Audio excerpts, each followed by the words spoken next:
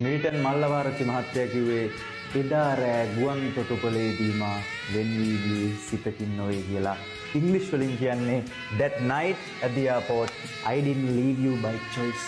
එදා රෑ ගුවන් තොටුපළේදී කැමැත්තෙන් මම ඔයාව දාලා ගියේ නෑ. ළමයි අතාරින්නේ මැරුණක් කියලා හයියෙන් අල්ලගත්තත් ගොඩක් අයට ගිහින් එන්නම් පරිස්සමෙන් ඉන්න කියලා අතාරින්න උන තැනක් තමයි කටුනායක. අමාරුණත් පිළිගන්න වෙනවා.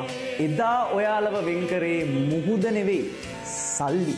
රුපියල් වලට ඔරොත්තු දීපු නැති උඹේ ප්‍රශ්න රියල් වලින් හරි විසඳුනොත් චොක්ලට් එකක්වත් නැතුව හරි කමක් නැහැ.